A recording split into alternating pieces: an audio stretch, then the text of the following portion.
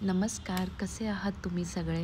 तर आत्ता वाजलेले आहेत संध्याकाळचे 6:30 आणि इथे आहे ना एक 4-5 दिवस झालं इतका पाऊस पडतो आहे आणि इतकं थंड वातावरण झालेलं आहे. त्याच्यामुळे खिडकी माझी ऑलमोस्ट बंदच असते. पण आता म्हटलं थोडा वेळ संध्याकाळी आहे ना उघडावी, कारण पाऊस थोडा बंद होता. थंडी लागतच होती, पण खिडकी उघडल्याशिवाय आहे ना बरं नाही वाटत आणि संध्याकाळची वेळ म्हटल्यावरती थोडा वेळ तरी खिडकी उघडावी असं वाटत होतं. तर मी ते दिवाबत्ती करून घेते पहिले आणि आजचं काही नाही, सिम्पल असं संध्याकाळचं जे रुटीन आहे ते तुमच्यासोबत शेअर करते.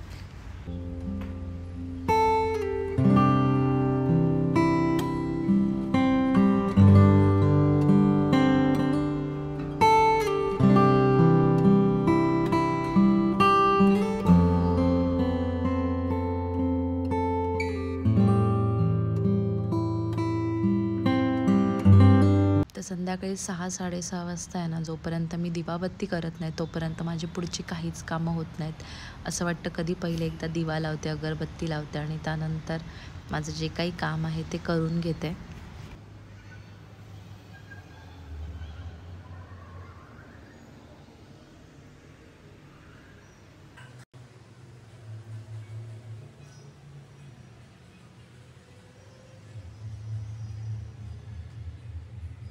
तर तुम्ही इथे बघितलं असेल, स्पृहा इथे बसलेली आहे, आरूसोबत काहीतरी करत असते आणि हाच एक थोडा वेळ असतो की मुलं आहेत ना एकदम शांत असतात, काही गडबड नसते घरामध्ये.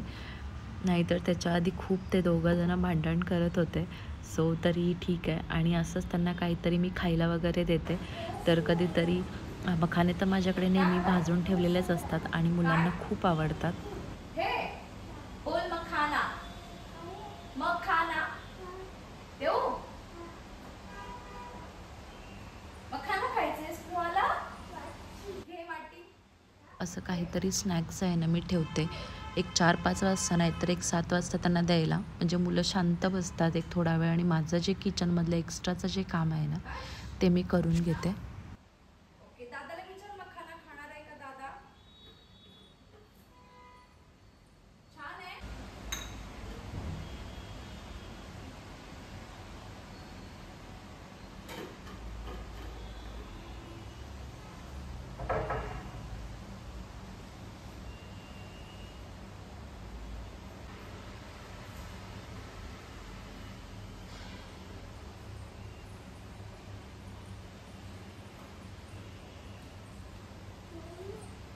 स्वच्छ पाणी देऊ.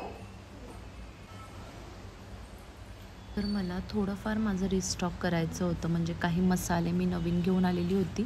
गरम मसाला जनरली मी वापरत नाही, पण यावेळेस म्हटलं की बघूया कसा लागतो आहे.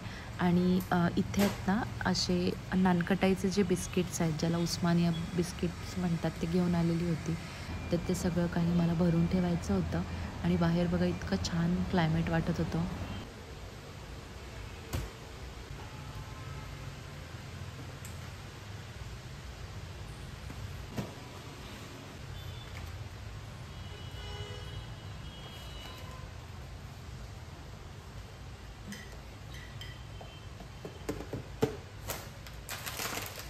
तर जशी की मी माझी जी एक्स्ट्रा ग्रॉसरी आहे ती अशी बास्केटमध्ये ठेवते ना, तर इतकं इझी पडतं मला काहीही शोधण्यासाठी आणि खूप हँडी ठेवलेलं आहेत मी हे बास्केट्स. डब्यांमध्ये सगळं काही एक्स्ट्राचं भरून ठेवण्यापेक्षा अशा बास्केट्समध्ये आहेत ना मला थोडंसं कन्व्हिनियंट वाटतं. तर मी इथे आहेत ना छोट्या छोट्या ज्या बरण्या आहेत त्या माझ्या रिकाम्या झाल्या होत्या आणि आता मसाले तर माझ्याकडे नेहमी नसतात हे. तर ह्या ज्या काही आत्ता बरण्या रिकाम्या झाल्या होत्या त्या मी घासून ठेवल्या होत्या आणि बघत होते की त्या सुकलेल्या आहेत का. तर हो, कारण मसाले जेव्हा आपण खोलतो ना आणि तसेच ते बॉक्सेसमध्ये ठेवतो तर त्याला ते खराबच होतात आणि म्हणून मी काचेच्या जनरली बर्नरमध्ये हे सगळे जे मसाले आहेत ते भरून ठेवते.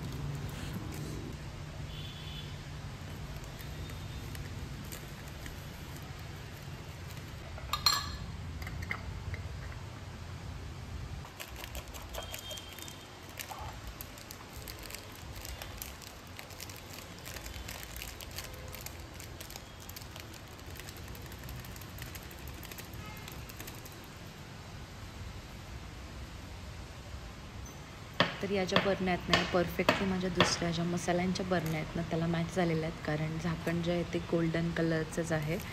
सो म्हटलं याच्यामध्येच ठेवून देऊया सगळे मसाले. आणि तुम्हाला माहितीच आहे की सगळे जे माझे मसाले आहेत ते मी एकाच ठिकाणी ठेवते.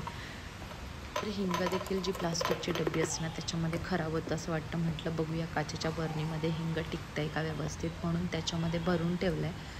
आणि मी आहे ना मुलांना जास्त जे आपले पॅकेटवाले बिस्किट्स आहेत ते नाही आणत, तर हा जो ऑप्शन आहे तो मला खूप चांगला वाटतो आहे. आणि बिस्किट इतके मस्त आहेत ना हे उस्मानिया म्हणून, खूप छान लागतात आणि इथले तर ते फेमस आहेत. तर तेच मी जनरली घेऊन येते आणि 2 बिस्किटांनी पोट भरून जातं आणि इतके क्रिस्पी आणि इतके असे मेल्टेड आहेत ना ते.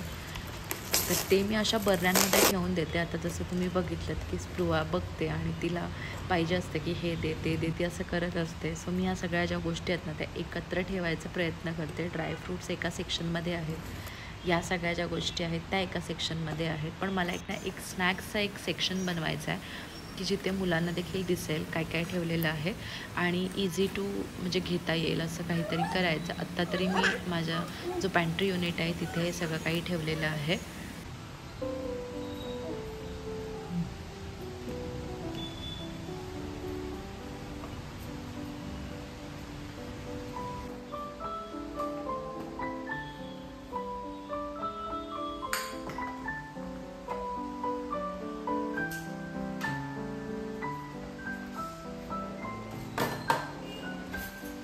तर इथे माझा जो चेहरा आहे ना तो तुम्हाला थोडासा वेगळा दिसत असेल, कारण लास्ट वीक माझी जी तब्येत होती ती ठीक नव्हती. माझा आवाज देखील आत्ता व्हॉइस ओव्हरमध्ये खूप वेगळा जाणवत असेल तुम्हाला.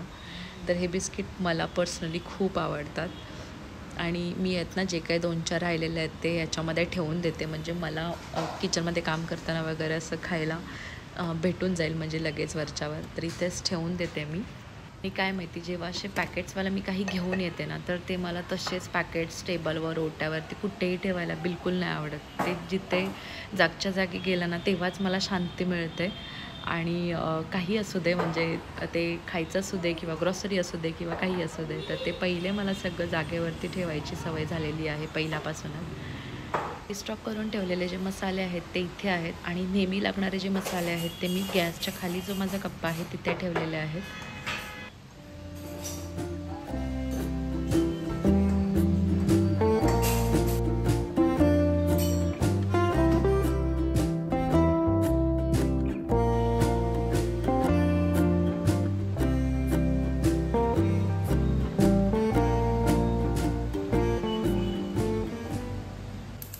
मी पावभाजी बनवली होती, ती पावभाजी थोडीशी राहिली होती आणि राईस होता थोडाफार. तर मला संध्याकाळी काहीच जेवण बनवायचं नव्हतं, म्हणून हे जे काम आहे ना ते मी रिलॅक्स केलं. नाही तर जनरली माझं रिस्टॉकिंगचं वगैरे जे काम आहे ते मी दुपारी नाही तर 5 वाजता वगैरे करत असते. माझी ही जी स्टीलची हंडी आहे ना ही खूप जुनी आहे, पण मेन म्हणजे ही जी हंडी आहे ना ही बिलकुल पण याला काही चिकटत नाही, म्हणजे एक सर्विंग बाउल म्हणूनच मी वापरते आहे. तर ह्याच्यामध्ये मेन म्हणजे माझी कोणती भाजी चिकटत नाही. गरम करण्यासाठी वगैरे मी हे वापरते, डाळ वगैरे किंवा ज्या काही आपल्या भाज्या राहिलेल्या असतील ना त्या ठेवण्यासाठी. तर इथे बघताय तुम्ही बिलकुल पण भाजी कुठे काही चिकटत नाही. आणि जो भात राहिला होता तो मी आता इथे परतून घेते. तर थोडासाच मॅगी मसाला घालते. हाच सकाळचा भात कोणाला दिला तर ते म्हणतील की नको, पण हा जो फोडणीचा भात आहे ना तो मात्र सगळ्यांना आवडतो, सगळ्या आवडीने खातात, म्हणजे राहायचं टेन्शनच राहत नाही ते. त्याच्यामुळे मी जनरली भात वगैरे काही राहिला असेल ना आणि जरी थोडी डाळ वगैरे राहिली असेल तरी पण मी डाळ अशी कशासोबत तरी खाल्ली जाते, पण भात तर मी असाच परतून घेते. तर मी जनरली फक्त टोमॅटो ॲड करते. आज थोडासा कांदा देखील होता, कारण पावभाजीसाठी अर्धा कांदा यूज केला होता आणि हा अर्धा कांदा मी आता राईसमध्ये टाकते. खूप छान टेस्ट लागते. याच्यामध्ये शिमला देखील आपण ॲड केली ना खूप छान टेस्ट येते.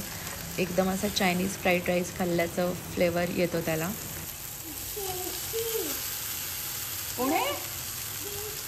टेस्टी आहे.